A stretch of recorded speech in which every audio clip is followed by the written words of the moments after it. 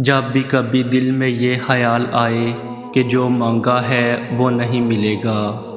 تو ایک بار سوچنا تم نے مانگا کس ذات سے ہے، پھر دوبارہ پہلے سے بھی زیادہ یقین اور دل کی گہرائی کے ساتھ دعا کرنا۔ جانتے ہو ایسا بھی ہوتا ہے، تم بھول جاتے ہو سالوں سے مانگی ہوئی اپنی دعا، مانگتے مانگتے تھک جاتے ہو یہ سوچ کر کہ قبول نہیں ہو رہی، چھوڑ دو لیکن تمہارا رب نہیں بھولتا، وہ سالوں بعد ہی صحیح لیکن تمہاری دعاؤں کو قبولیت کا نام دیتا ہے۔ جب دعاؤں میں ہاتھ اٹھاتے وقت دل بار بار قبولیت کا یقین دلائے تو سمجھ جاؤ یہی اشارہ ہے کہ تمہیں مانگتے رہنا ہے، کیونکہ دل کو پختہ یقین تب ہی ہوتا ہے جب اللہ دعا قبول کرنا چاہتا ہے۔ جب تمام راستے بند نظر آئیں اور سب ناممکن لگے، تب یاد رکھنا کہ ایک راستہ ہے جو ہمیشہ کھلا رہتا ہے، اور وہ دعا کا راستہ ہے۔ اس راستے سے گزرنے والے ہمیشہ منزل تک پہنچتے ہیں، کیونکہ لفظ ناممکن میں بھی اللہ نے یقین رکھنے والوں کے لیے ممکن کو عیاں رکھا ہے۔ اگر تم اسے دیکھو جو اللہ نے تمہیں دیا ہے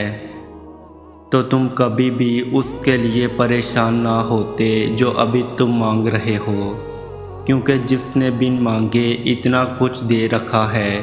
پھر وہ کیسے وہ دعائیں قبول نہیں کرے گا جس کے لیے تمہارا دل سجدوں میں روتا ہے۔ بنا توفیق کے ہاتھ نہیں اٹھتے دعا کے لیے، تو پھر بے سکون کیوں ہوتے ہو؟ تمہارا مانگنا اور رب پر قبولیت کا یقین ہونا عام بات نہیں ہے، بس امید کو ٹوٹنے نہ دینا، جلد قبولیت ہو جائے گی۔ جب دعا کرو تو پورے یقین کے ساتھ کرو، یہ سوچ کر کہ میرا اللہ مجھے لازمی یہ چیز دے گا، اور پھر اگر مگر ایسا ویسا کچھ بھی نہیں، سوچو اللہ سے اصرار کرو، بار بار کہو، زور دے کر کہو،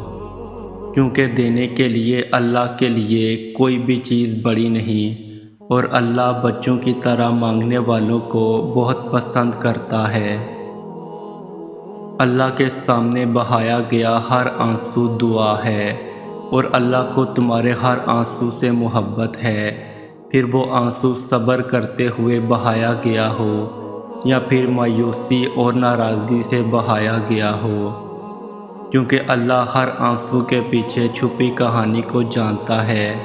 اور اس سے یہی کافی ہے کہ تم نے پھر بھی اس سے مانگا ہے، بس پھر وہ غصہ نہیں کرتا، وہ عطا کر دیتا ہے، تڑپتے ہوئے دل کے لیے معجزے کر دیتا ہے،